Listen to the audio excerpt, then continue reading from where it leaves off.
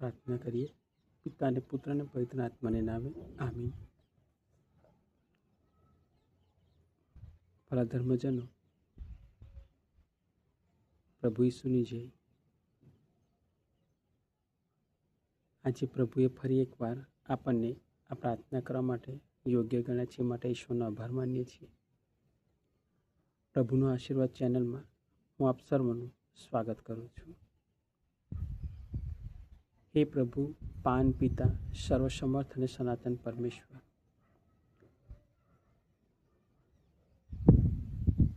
તમે જ રાજેશ્વર છો, તમે જ સર્વસત્તાધીશ છો, તમે જ પરમ પ્રતાપી છો. એવા વાલા મારા પ્રભુ ઈસુ, અત્યારે મારા પરમેશ્વર તમારા સાનિધ્યમાં બેઠા છીએ, અત્યારે મારા પ્રભુ તમારા નામની પ્રાર્થના કરવા માટે ભેગા થયા છીએ, ત્યારે તમારો પુષ્કળ આભાર માનીએ છીએ વાલા પપ્પા.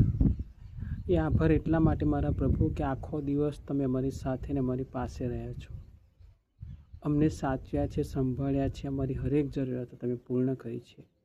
એ માટે વિશેષ તમારો આભાર માનીએ છીએ મારા પ્રભુ. અમે 100% જાણીએ છીએ, સારી રીતે જાણીએ છીએ કે તમે ક્યારેય અમારો સાથ છોડનારા પરમેશ્વર નથી. તમે હંમેશને માટે મારા પ્રભુ અમારી પાસે ને અમારી સાથે રહો છો. અમે ઘણી વાર મારા પરમેશ્વર જાણી જોઈને પાપ કરીએ છીએ, તો પણ મારા પ્રભુ તું એ પાપને ક્યારેય લેખામાં નથી લેતો. અને તું અમે જ્યારે પાપ કરીએ છીએ ત્યારે મારા પ્રભુ તું એનાથી પણ અનહદ વધારે એમને પ્રેમ કરે છે મારા પ્રભુ. મારા પ્રભુ, અમારા પાપ જો તમે લેખામાં લો તો અમારી કોઈ વિષાદ નથી તમારી સામે ટકી રહેવાની મારા પ્રભુ. તો પણ મારા પરમેશ્વર તમે અમને મહામૂલા ગણ્યા છે મારા પ્રભુ, મૂલ્યવાન ગણ્યા છે. તમે તો અમને પોતાના દીકરા અને દીકરી બનાવ્યા છે મારા પ્રભુ. દિવસમાં મારા પ્રભુ મેં ઘણી વાર કેટલા પાપો કરતા હશે, આંખો દ્વારા કે મારી વાણી દ્વારા કે મારા પ્રભુ મારા વર્તન દ્વારા, કે અમે તમારી આગળ ઘણી વાર મારા પ્રભુ રોષ ઠાલવીએ છીએ, પણ આ બધું જ મારા પ્રભુ તમે ક્યારેય યાદ નથી રાખતા કે લેખામાં નથી લેતા. અને તમે અમને પુષ્કળ પ્રેમ કરો છો. એટલા માટે પ્રેમ કરો છો મારા પ્રભુ, મેં જાણીએ છીએ કે ક્યારેક તો મારા દીકરાને કે મારી દીકરીને એ ભાન થશે ને કે મારા પ્રભુ ઈસુ મને આટલો બધો પ્રેમ કરે છે, અને જો એ મને આટલો બધો પ્રેમ કરતા હોય તો મારા પ્રભુની આગળ મારા પ્રભુને મારે કેટલો પ્રેમ કરવો જોઈએ. આજે પ્રભુએ આપણને આ પ્રાર્થના કરવા માટે યોગ્ય ગણ્યા છે. એ જ પ્રભુનો મોટો આભાર છે કે આપણે પ્રાર્થના કરી શકીએ છીએ. કારણ કે કેટલા લોકો પ્રાર્થના કરી નથી શકતા ટાઈમ હોવા છતાં પણ આજે પ્રભુની વિશેષ કૃપા આપણી પર વરસી છે, એટલે આપણે પ્રભુ અને આપણે એક થયા છીએ. પ્રભુએ આજે મનન ચિંતનનો જે વિષય આપ્યો છે એ વાલા ભક્તજનો, માર્કનો 11મો અધ્યાય કડી 11 થી 26 સુધી.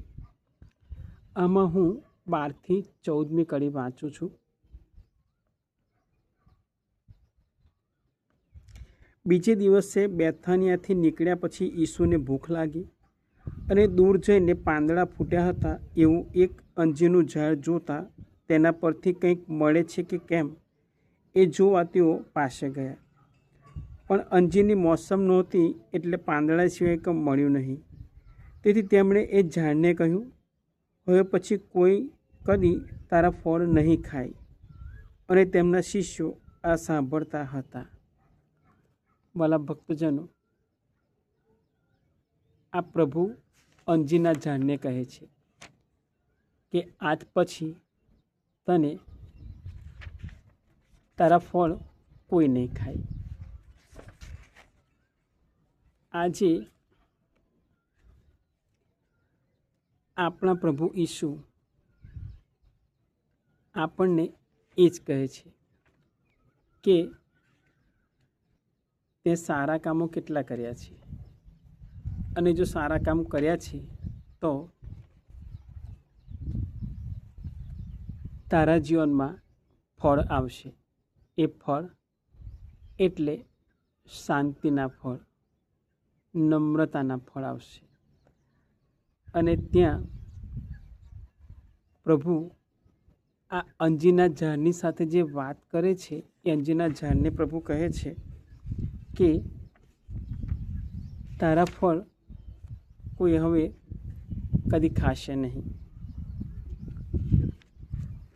તો વાલા ભક્તજનો, જેમ આજે અંજીરના ઝાડને પ્રભુ કહે છે કે તારા ફળ કદી કોઈ ખાશે નહીં, આને આપણે જો જોઈએ તો આપણા જીવનમાં આપણે એ રીતે કહી શકાય કે પ્રભુ જેમ અંજીરના ઝાડની પાસે ગયો, પ્રભુને ભૂખ લાગી હતી અને પ્રભુએ અંજીરના ઝાડ પાસે ગયા, પણ એમાં ફળ નહોતા લાગ્યા, ખાલી પાંદડા હતા.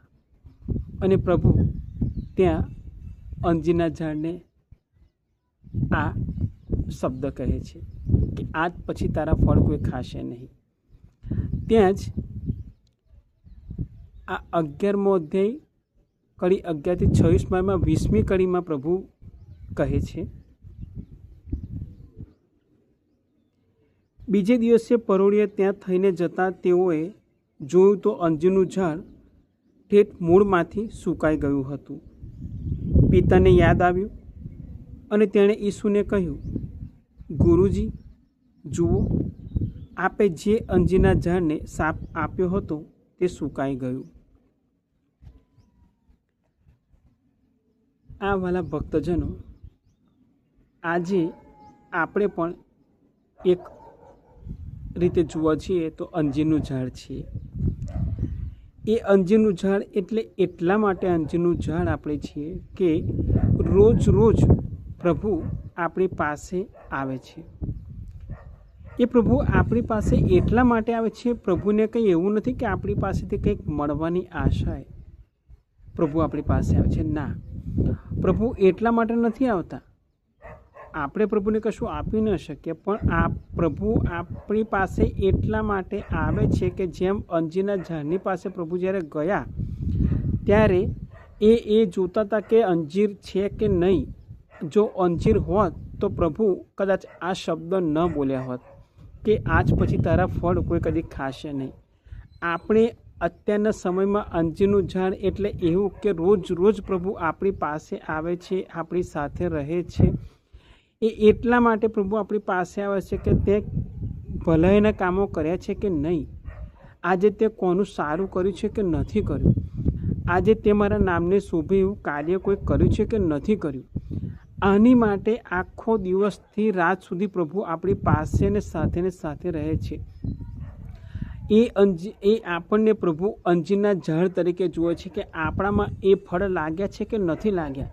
એ ફળ એટલે સારા કામોના ફળ, સારા કાર્યોના ફળ, કોઈની નિંદા ન કરી હોય એવા ફળ, કોઈનું ખોટું ન કર્યું હોય એવા ફળ, કોઈને મદદ કરી હોય એવા ફળ, આપણે પ્રાર્થના કરી શક્યા હોય એવા ફળ, કોઈનું ભલું કર્યું હોય એવા ફળ, ભૂખ્યાને જાણીને આપણે જો એને ભોજન આપ્યું હોય તો એવા ફળ, તરસ્યાને જાણીને જો આપણે એને પાણી પાયું હોય તો એવા ફળ. પ્રભુ આ ફળની આશા રાખે છે આપણી પાસે. પ્રભુ બીજું કશું આપણી પાસે નથી માગતા, પણ પ્રભુ આપણી પાસે એટલા માટે રહે છે કે તે આમાંથી તારા જીવનમાં અંજીરના ઝાડમાં આ ફળ લાગ્યા છે કે નથી લાગ્યા. અને જો લાગ્યા હશે તો પ્રભુ એનાથી પણ આપણને વિશિષ્ટ એના આશીર્વાદ અને એની કૃપા આપણા જીવનમાં ઉતારશે. પણ જો આ ફળ આપણા અંજીરના ઝાડમાં આપણા જીવનમાં નહીં લાગ્યા હોય તો પ્રભુ આપણને પણ આ જ શાપ દેશે કે જો મેં તને 10 આજ્ઞાઓ આપી હતી તેમાંથી તે એક પણ પાળી નથી, તે કોઈનું નથી ભલું કર્યું, આખો દિવસ તું પાપ પર પાપ કરે જાય છે, તું એ વિચારતો નથી કે મારા પ્રભુ મારી પાસે જ છે, તું જાણી જોઈને ઘણીવાર પાપ કરી બેસે છે અને તું મને દુઃખ લગાડે છે. એટલે પ્રભુ આપણાથી ક્યારેક વિમુખ થઈ જાય. પ્રભુ આપણા જીવનમાં આ ફળ જોવા માગે છે કે તારા જીવનમાં તે કેટલાક સારા કામો કર્યા છે, જે મેં તને આજ્ઞાઓ આપી છે, જે મેં રસ્તો તને બતાવ્યો છે, એ રસ્તામાં તું ચાલ્યો છે ખરો કે નહીં. અને જો આ હશે તો આપણી શ્રદ્ધા પ્રભુ જોશે, કારણ કે આ જ શુભ સંદેશમાં પ્રભુ એ પણ કહે છે કે જેને મારામાં શ્રદ્ધા હશે તે મારાથી પણ મોટા કાર્યો કરી શકશે. એમ જ માથીનો 17મો અધ્યાય 20માં પ્રભુનું સુંદર વચન કહે છે કે તમારામાં રાયના દાણા જેટલી પણ જો શ્રદ્ધા હશે અને તમે આ પર્વતને કહેશો કે અહીંથી ઉખડીને પણે જા, તો તે તમારું કહ્યું કરશે. એમાં લુકનો 17મો અધ્યાય કડી 6માં પ્રભુનું આ જ વચન કહે છે કે તમારામાં રાયના દાણા જેટલી પણ જો શ્રદ્ધા હશે અને તમે આ ઉમરાના ઝાડને કહેશો કે અહીંથી ઉખડીને દરિયામાં રોપાઈ જા, તો તે તમારું કહ્યું કરશે. આ રાયના દાણા જેટલી શ્રદ્ધા એટલે એ શ્રદ્ધા કે આપણને પ્રભુ અંજીરનું ઝાડ કહે છે અને પ્રભુ રોજે રોજ આપણી પાસે ફળમાં જોવા માટે આવે છે કે આ ફળ તારામાં લાગ્યા છે કે નથી લાગ્યા. શાંતિનું ફળ, ક્ષમાનું ફળ, નમ્રતાનું ફળ, સારાપણાનું ફળ, કોઈને મદદ કરી હોય એ ફળ, આ ફળ પ્રભુને જોઈએ છે. પ્રભુ કંઈ નક્કર અંજીર નથી માગતા અંજીરના ઝાડ ઉપરથી. આ તો પ્રભુ આપણને સમજાવે છે કે આ આપણને દ્રષ્ટાંત કથા દ્વારા પ્રભુ આપણને સમજાવે છે કે અંજીરના ઝાડ પાસે પ્રભુ ગયા અને અંજીરનું ઝાડ પર ફળ ના મળ્યું એટલે પ્રભુએ એ ઝાડને આવું કીધું કે આજ પછી તારા ફળ કોઈ નહીં ખાય.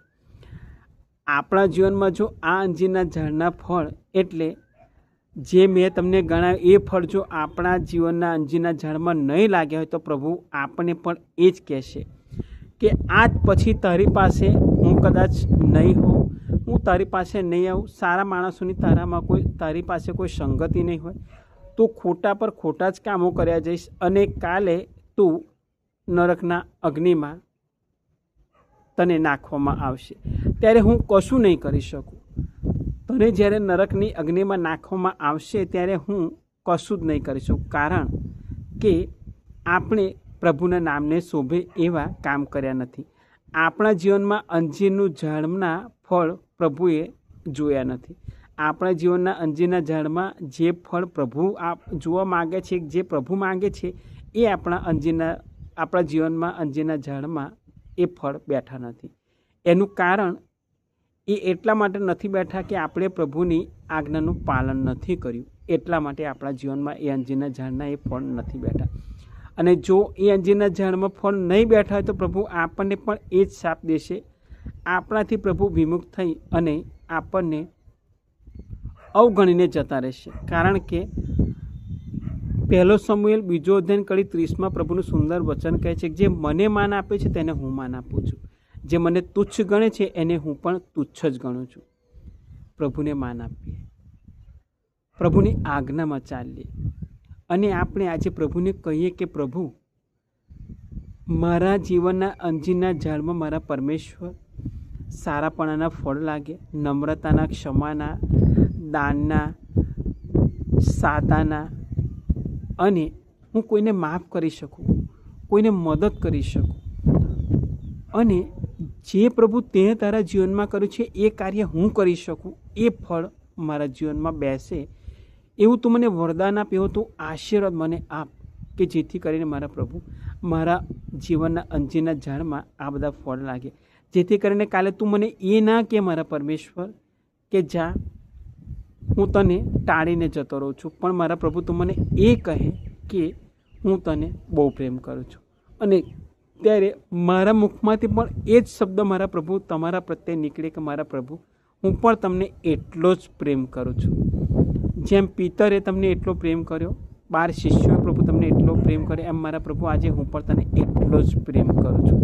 એટલે પ્રભુ આપણને ક્યારેય અવગણીને જતા ન રહે એ આપણે જાતે સાચવવાનું છે. પ્રભુ તો આપણને રોજે રોજ મોકા આપે છે કે તું મારી પાસે આવે છે કે નહીં, તું કેવા કાર્યો કરે છે કે નહીં, પ્રભુ બધું જ જાણે છે.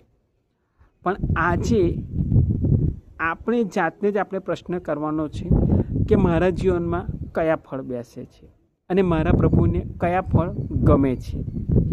આ પ્રાર્થના અમે અમારા પ્રભુ ઈસુ ખ્રિસ્ત દ્વારા કરીએ છીએ. આમીન. પિતા અને પુત્ર અને પવિત્ર આત્માને નામે આમીન.